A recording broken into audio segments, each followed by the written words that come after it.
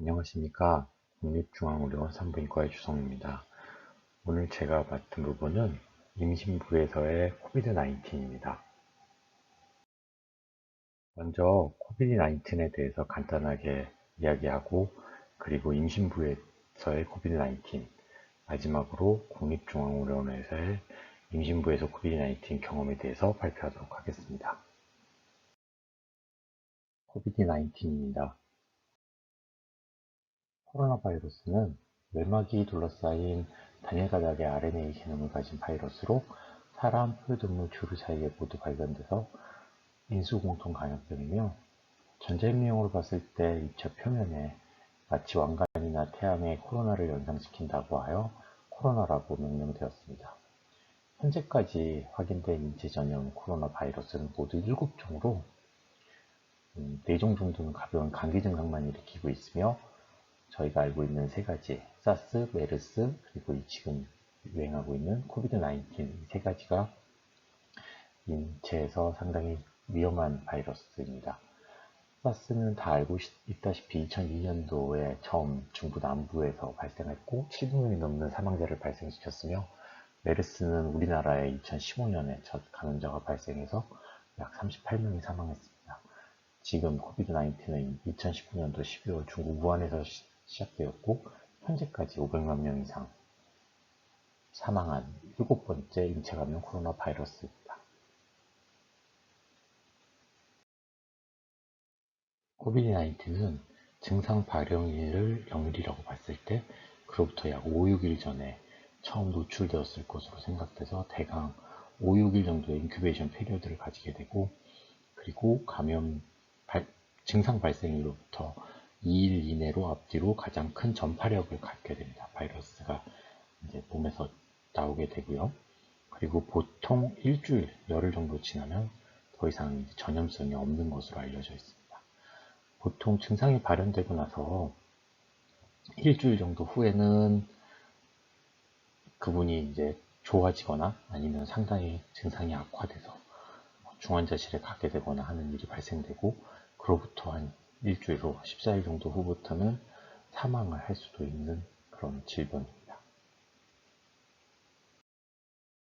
우리나라에서는 2020년 2월 20일 첫 신규 확진자가 발생한 이후로 1차 유행이 대구에서 있었고, 2차 유행이 2020년 8월 15일 정도에 있었고, 세 번째 유행이 작년 겨울에 있었습니다. 그리고 올해 이제 델타 바이러스가 늘어나면서 6, 7, 8월부터 시작해서 4차 유행이 현재 이어지고 있습니다. 지금 유행하고 있는 델타 바이러스는 더 전파력이 강한 것으로 알려져 있습니다. 바이러스 배출 그래프를 보면 와일드 타입보다는 더 왼쪽으로 시프트 되어 있습니다. 즉 0일이 증상 발현이라고 가정했을 때, 와일드 타입은 증상 발현일 전후로 해서 가장 큰 피크가 생겼다면, 이 델타 바이러스는 증상 발현일 약 2.1일 전에 가장 피크를 내고 있고, 증상 발현일을 기준으로 하면 약 이미 75%가량의 바이러스 트랜스미션이 이루어진 이후라고 할 수 있습니다. 그래서 전파력이 훨씬 강한 것으로 알려져 있습니다.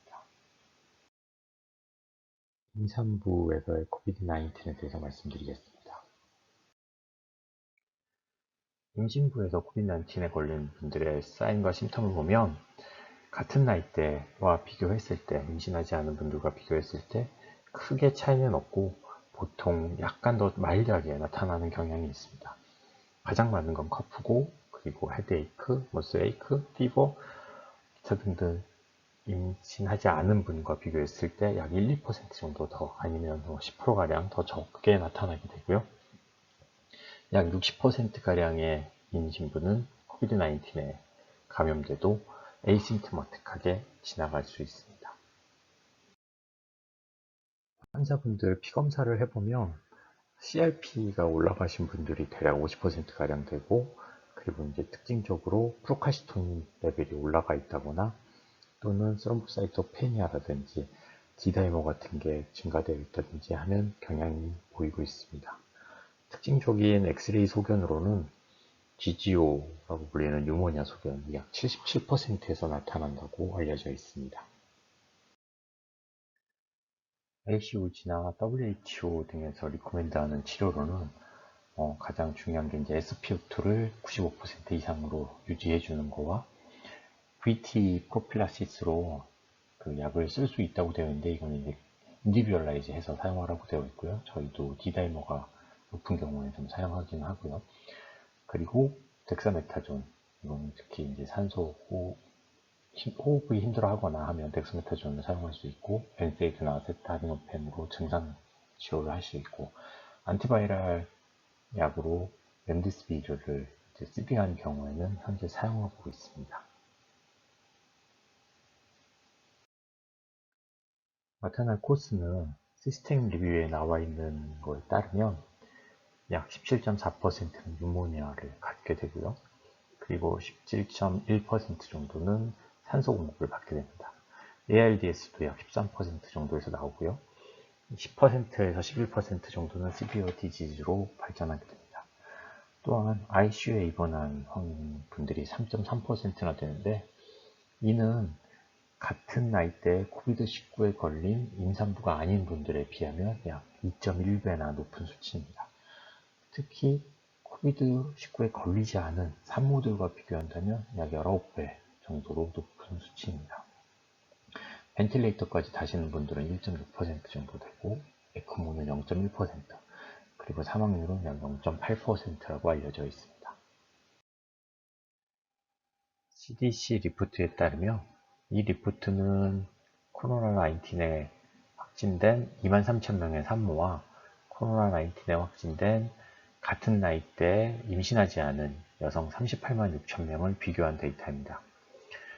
ICU에 입원할 위험성은 3배 정도 더 높다고 되어 있고, 그리고 벤틸레이터를 사용할 위험성은 2.9배, 그리고 에크모는 2.4배, 사망률은 1.7배 높은 것으로 나타났습니다.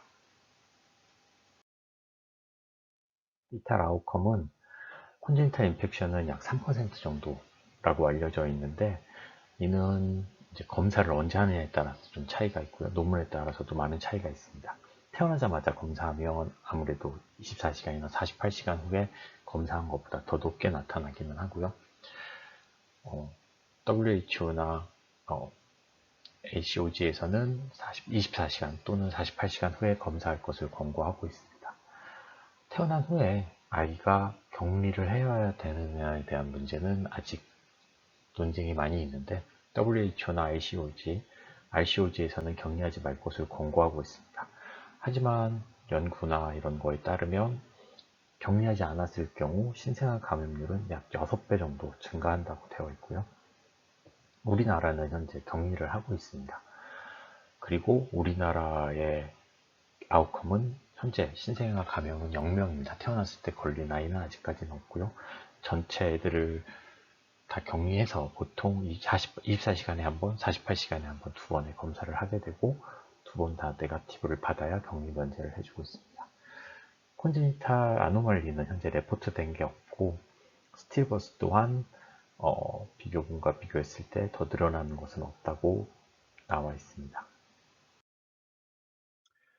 뉴본 아웃컴을 보면 대부분의 네오네이탈 모비디티나 모탈리티는 프리텀 벌스에 또는 엄마의 코비드-19의 크리티컬 상황에 대부분 연관되어 있고요. 그리고 모탈리티나 호스피탈 랭스가 크게 늘어나지 않는다고 되어 있습니다. 이에 대해서는 조금 더 자세하게 다음 코호트 연구에서 말씀드리겠습니다. 자마에 실린 코호트 연구입니다. 옥스퍼드 그룹이 주도하였고 작년 3월부터 10월까지 18개 나라에서 43개 기관이 참여하였습니다. 영국이나 미국, 그리고 프랑스, 일본 등 많은 나라가 참여하였고요. 코트 디자인은 코비드-19에 걸린 산모 1명당 같은 기관에 같은 주수, 비슷한 나이대에 비교군, 대조군 2명을 인론시키는 방식으로 진행하였습니다. 706명의 임산부가 인롤되었고, 그리고 대조군으로 1424명의 임신했으나 코로나가 걸리지 않은 분들이 인론되었습니다. 아웃컴을 보면 머터널 모비디티 모탈리티 부분에서 PIH가 약 1.46배, 그리고 프리에클람지아나 에클람지아 헬프 신드롬이 1.76배, 안티바이오티스를 사용해서 한 경우가 3.38배, ICU에 입원할 게 5배 정도 높다고 되어 있고요. 엄마의 사망은 22배나 높습니다. 근데 이거는 조금 이제 논란이 있는 게 보통 아까 18개 나라가 참여했다고 했는데 전부 사망하신 분들이 약간 못 사는 나라에서 사망을 했고 선진국에서는 사망한 경우가 거의 없었습니다. 프리텀 벌스가 1.6배 정도 높고, 그리고 메디컬리 인디케이티드 프리텀 벌스도 1.9배, 97배 정도 높다고 나와 있습니다. SNMI는 보통 태아에서 이제 브론코 펄모너리 디스플라지아나 하이폭식 이스케미아 엔사로페시 셉시스 아니면 트랜스퓨전이 필요한 아네미아, PDA, IVH, 네크로타이징 엔테로콜라이티스 또는 레티노패시 등이 있는 경우, 하나라도 있는 경우를 얘기하는 건데, 그게 이제 태아의 경우, 아이의 경우 2.6배 정도 높았고, 그리고 시비어 페리네이탈 모비디티 모탈리티는 위에 SNMI나 또는 태아가 사망한 경우나 또는 ICU에서 7일 이상 입원했던 경우들을 포함한다고 하면 약 2.1배 정도 높은 것으로 나타났습니다. 이 데이터는 심텀의 유무에 따라서 비교를 하였는데요. 코비드-19에 심텀이 있는 경우와 없는 경우로 나눠서 MMMI, 그러니까 Maternal Mortality Morbidity Index 같은 경우는 심텀이 있다면 1.7배까지 증가하고 심텀이 없어도 1.2배 정도 증가한다고 하고요.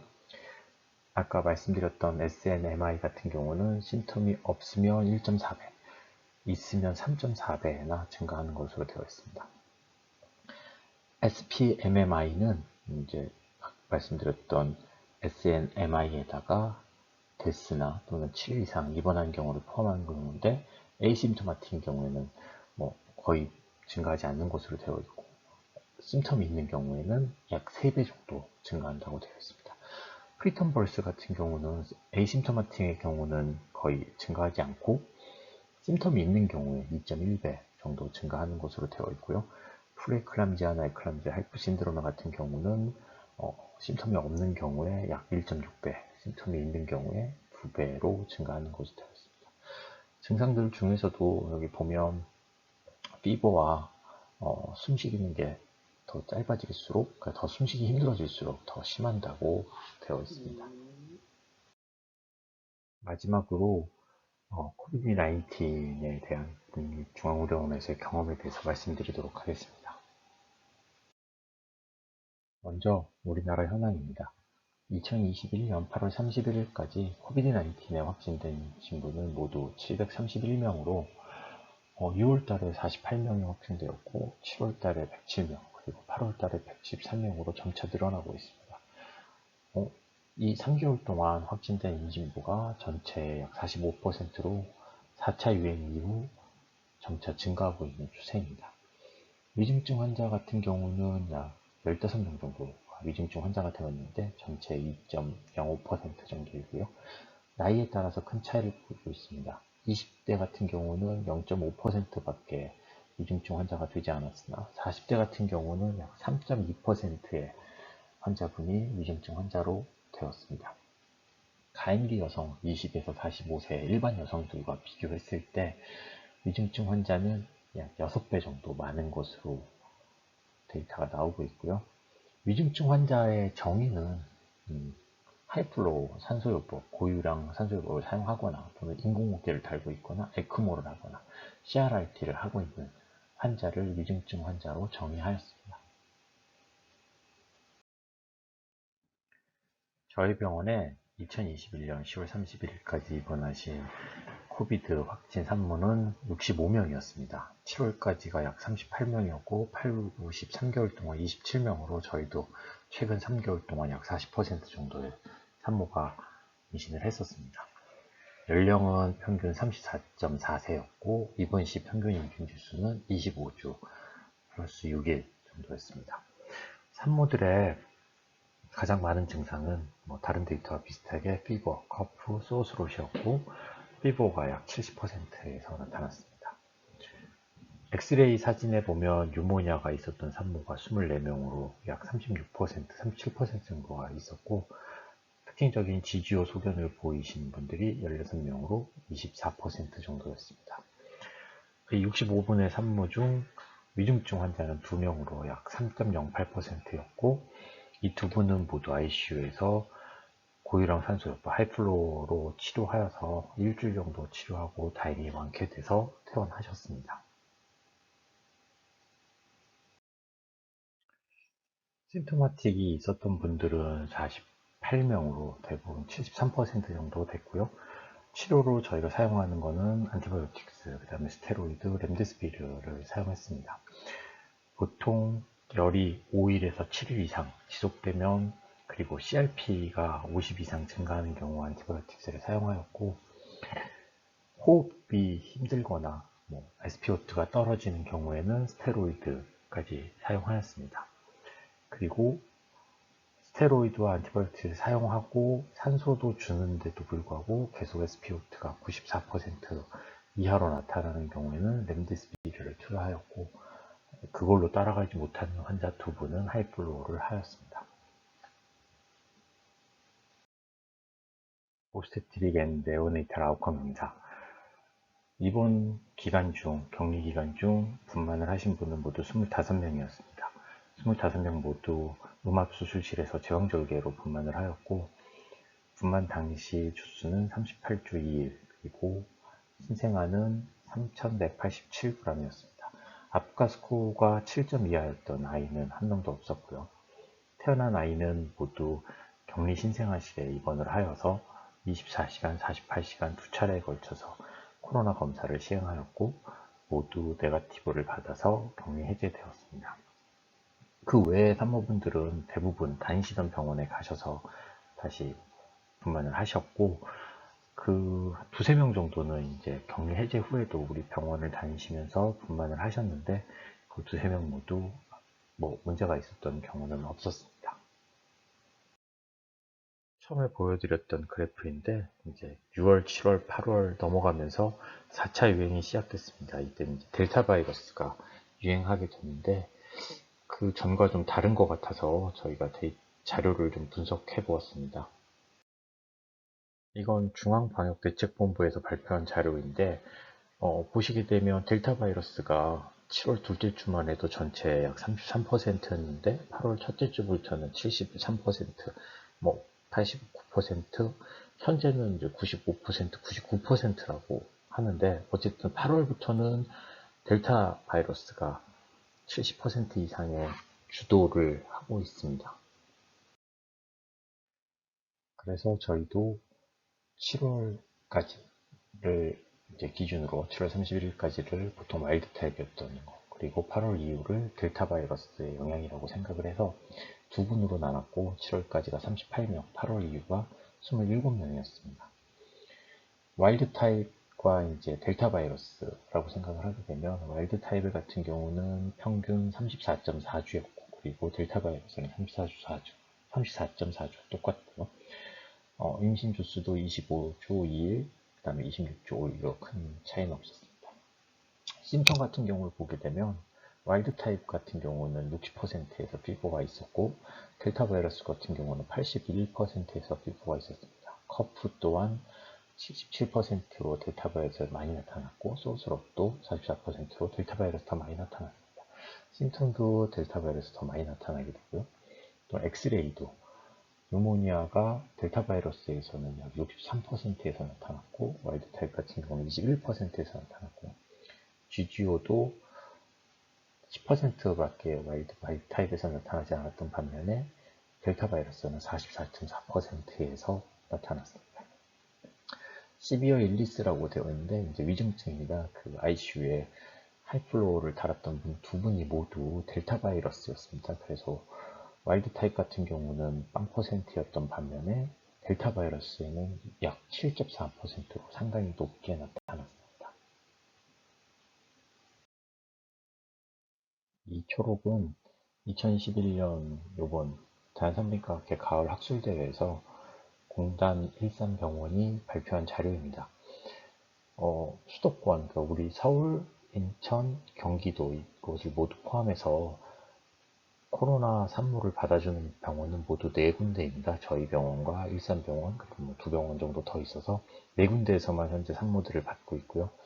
그래서 제일 많이 받고 있는 병원 중에 하나가 저희하고 일산병원인데, 일산병원하고도 이제 저희가 연락을 해보면 이 데이터에도 보면 7월까지 데이터인데 이제 와일드 타임이었겠죠. 7월까지 데이터를 보면 한 명도 중환자실에 입원한 적이 없었고 산소를 필요로 한 환자도 한 명뿐이었다. 뭐 이렇게 발표가 되어 있습니다. 근데 여기 선생님들하고 얘기를 해보면 8월 이후에 여기에서도 ICU에 가는 환자들이 발생을 했더라고요. 그래서 보니까 원래 이제 바이러스는 잘 퍼지면 약해진다가 기본 원칙인데 델타 바이러스는 전염력이 높은데 모텔리티, 모비디티도 높아지는 산모에게서는 높아지는 것 같아 보여서 더 많은 연구가 필요할 것 같습니다. 마지막 슬라이드입니다. 이건 저희 그 음압 수술실인데요. 처음에 이제 코로나 수술을 할 때는 저희가 이제 잘 몰랐기 때문에 메르스 수술할 때처럼 저렇게 전기 공기 정화 장비라고 하는 PAPR을 다 뒤집어 쓰고 했습니다. 사진을 막 뒤져봤는데 제가 처음에 사진을 안 찍었는지 PAPR 있고 찍었던 저기 사진은 옛날 메르스 때 저희가 수술하던 장면을 찍어놓은 사진이긴 하고요. 그 사진을처럼 처음에 입고 수술을 했고요. 왼쪽에 있는 그 사진은 지금 저기 정절기 하는 수술이고, 그리고 그 마스크 위에 헬멧을 쓰고 거기에 산소 정화기가 연결된 상태로 수술을 했었고, 이렇게 수술을 한 1시간 하면 허리가 너무 아파서 못 하겠다고 우리 감염내과 선생님들한테 계속 감염관리팀에다 얘기를 했더니 그럼 레벨 D를 입고 해라. 똑같다. 레벨 D를 입고 했습니다. 근데 저 오른쪽에 이제 보이는 사진이 레벨 D고요. 페이스 쉴드 있고 전신 뒤집어 쓰는 거 있고 레벨 D를 입고 수술을 하면 1시간 반만 수술하면 온몸이 땀으로 젖어서 도저히 이것도 못하겠다. 근데 아무리 아우성을 쳐도 이제 뭐 어떻게 할 수가 없었는데 그 이후로 저희 병원 같은 경우는 2021년 1월, 2월 경부터는 중환자실이나 이런 데서도 처음에는 PAPR 레벨 D를 입다가 전신 가운 4종 세트를 입기 시작했습니다. 그래서 우리도 이제 이렇게 하겠다고 얘기를 했는데 잘 받아들여지진 않다가 나중에 이제 외국 데이터들도 나오고 시작해서 현재는 2021년 6월부터는 저희가 전신 가운 4종 세트 딱 저렇게 입고 현재는 수술하고 있습니다. 그 이후로 수술을 10건 이상 진행했는데 우리 제왕절개가 10건 이상이고 다른 수술들도 많이 했는데 아직까지 뭐 문제가 생기는 경우는 한 건도 없었고 다른 병원 연락을 해보니까 아직도 PAPR 입고 하시는 병원들도 있기는 하더라고요. 우리 병원은 본인이 원하면 PAPR 입고 해도 된다고 하고 그 4종 세트가 미니멈입니다. 4종 세트 이상을 입고 해라라고 현재는 감염관리팀에서 지침을 내려줘서 처음 6월 시작할 때는 의사, 우리 산부인과 선생님도 몇 명만 4종 세트를 입고 했었고 마취과나 그 수술방 간호사들은 PAPR을 입고 했었는데 그러고 몇 번 지나고 지금은 전체가 다 4종 세트를 입고 하고 있긴 합니다. 처음에는 저희가 이 코로나에 대해서 몰랐기 때문에 대응할 때 좀 사람들이 무서워하고 그냥 메르스 때처럼 똑같이 대응을 하다가 점차 이제 이 병에 대해서 알려지면서 점점 다운을 시켜서 현재는 4종 세트를 입고 하고 있습니다. 네, 여기까지 강의를 들어주셔서 감사합니다.